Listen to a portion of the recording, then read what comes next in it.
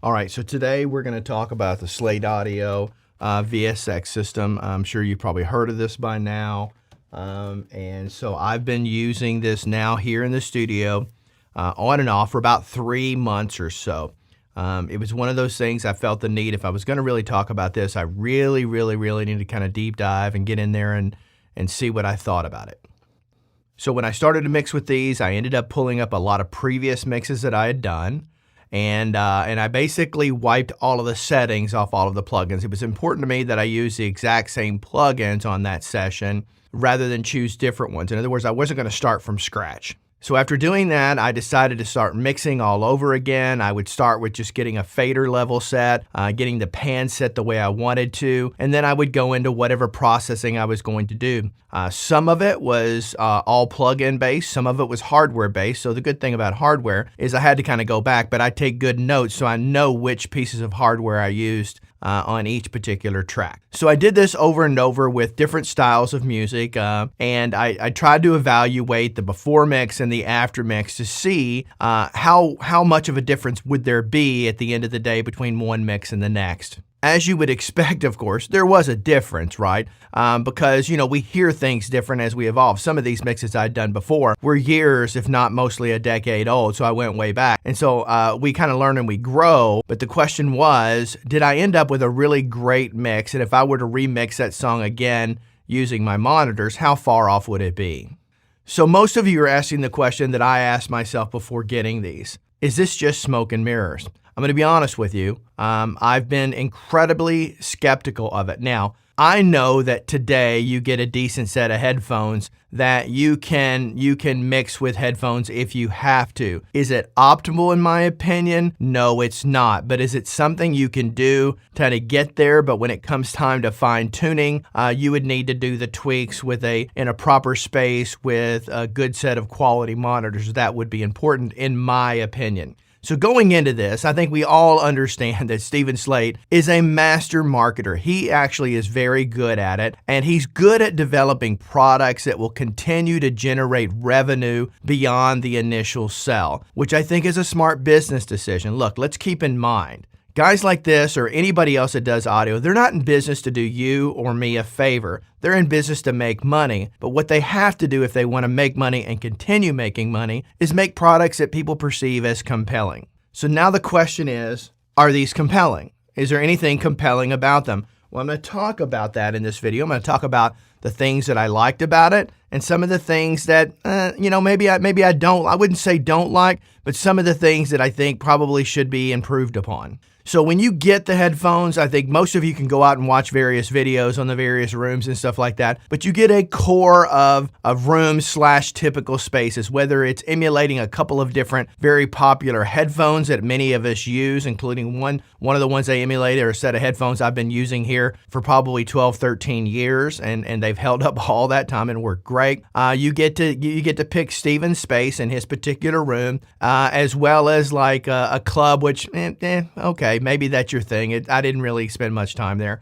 And then an alternate room to kind of get a feel how your mix would translate amongst different spaces. Now, it has the typical car mix. Now, one of the things I want to tell you is it's impossible for these guys to get, to be able to do a car mix that's going to match your car as an example, or my car. So it's a generalized thing. In other words, if you were in a quality car with a typical quality stock stereo system, this is kind of what you can expect to hear. As an example, I drive an old Ford Explorer that has been around and has like 200,000 miles on it. And because I do a lot of woodworking outside of this and I need something I can beat up. Whereas my wife drives a very nice SUV with a killer stereo system. So I threw this in the Ford and there was no comparison. I mean, that stereo system in that car is not very good, or in that vehicle. But I played it in my car and it was fairly representative of what you can expect. Did it sound exactly like that car? No. But does it represent the general vibe in a car? Yes. So with this, the question is, do I need to go out and do the car check or not? So that's the question, how authentic it is. And when it comes to that, I'll say, yes, it does a good job of that. I would say a very good job. Now, so again, you can purchase these additional rooms if you choose to do that. Now, my thing with that is that could be a rabbit hole. If you've got a good room, why do you need to go in all these other different spaces? It's kind of like eye candy at the end of the day. And the one thing that I don't particularly care for about it is you should be able to, whenever you want to to be able to go in there and do like a 7-day free trial where you get access to that particular room for 7 days. Now, I know they've got a money back guarantee, so if you pay for it, you don't like it, you can get your money back. But I think a lot of people who are looking into something like this are looking for the more affordable options and probably shelling out the money that these cost if someone were to choose to buy them. These additional purchases can add up. Before I get to my opinion on the particular sound and the effectiveness, because that's the key word, the effectiveness of these particular headphones and achieving a really good mix, is really talk about the quality and the build quality and things like that. I would say the comfort zone, putting these headphones on, they're very, very, very comfortable. I could easily wear these headphones for hours upon hours, giving myself a break every once in a while for ear fatigue and things like that, as I would with my monitors, but they're very comfortable around the ears. The cupping of the ears is quite nice for various size ears. I have bigger elephant ears over here and they work perfectly fine for me. And the overall comfort on the head is very good. Now, I will say that there's 2 things that I don't like, okay? One of them is the type of cable connection that they used. My headphones have a super nice, they have a little mini HDMI connection. That's a solid connection, easily replaceable cable. Now, you can argue that these are too, but this is just generic 1/8 inch mini stereo plugs. And so I thought they could have done a better job overall on building a super durable, long-lasting cable. So that I think is a miss in my opinion. Now, these are my opinions. You may not share these. The second thing is they feel cheap. They don't feel like they're a solidly well-built set of headphones, especially considering the price range. Now, I have to imagine that the reason that these are made with the materials they're made with is they're made for extended wear. So in other words, if you're wearing them for a long period of time, they don't get too heavy on your head and things like that. And I think that's a reasonable argument if that's what they chose to do with it. I think that's a reasonable argument. But, these are my other headphones, like I said, I've been using for over a decade. Man, I throw those things around and they are built like a tank. And I have never, for the record, ever had to replace that cord on them. And they have been all over this country because I have lived all over this country. Well, that is in America. I'm not sure where you're watching this from. So I think the build quality surprised me. I expected more from that. Okay, so now let's talk about my opinions on achieving a solid mix with these.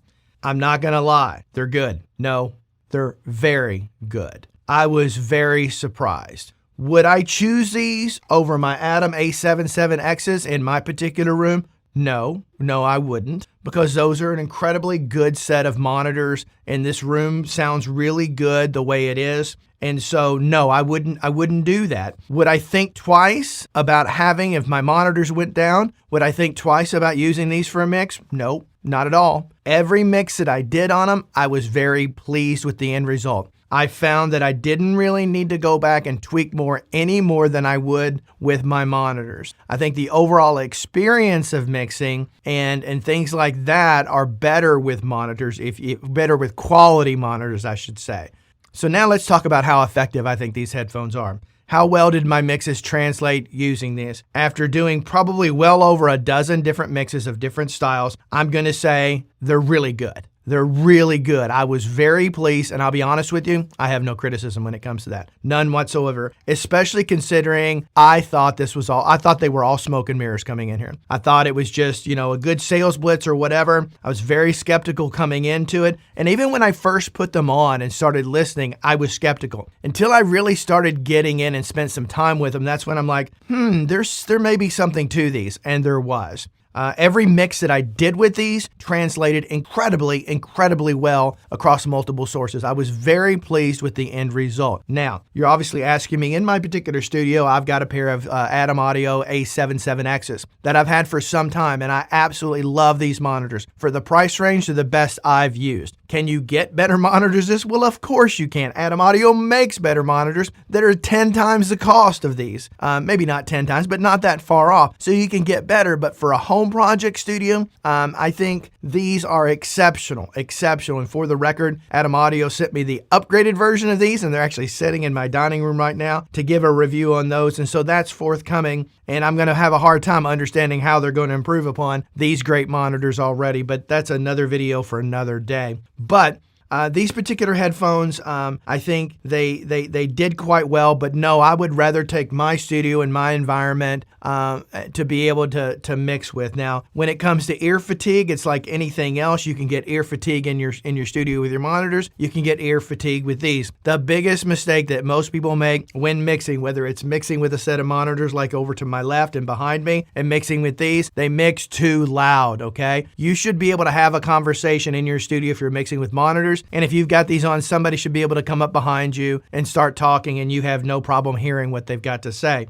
Now, you'd probably take them off out of respect to them to talk to them, but in a pinch, if someone's interrupting you, asking a quick question real quick, you should be able to answer with these on. But that's just a general advice regarding mixing in general.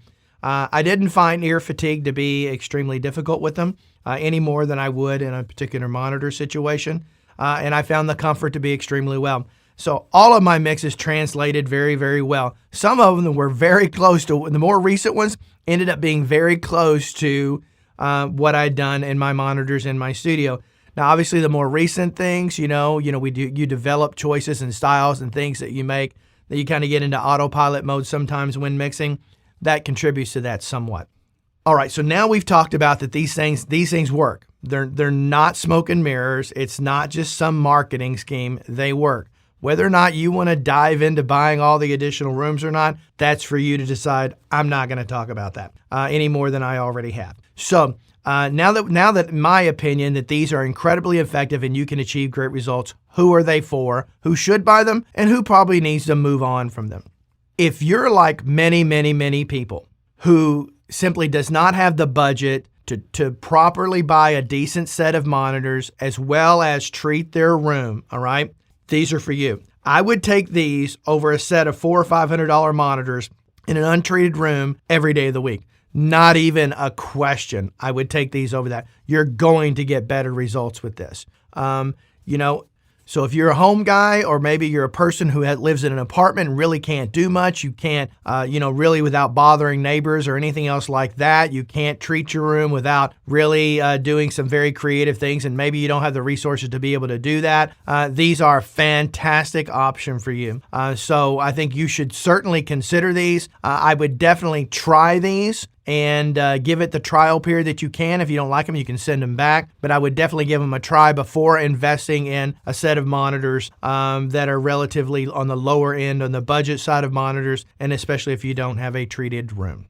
So at the end of the day, do I like these headphones? Do I think they do a great job for mixing? I think they do an incredible job for mixing, considering what you're paying for them. If you can afford a nice set of monitors and you can get your room properly treated where your mixes translate well in your space wherever you go, then I would recommend doing that.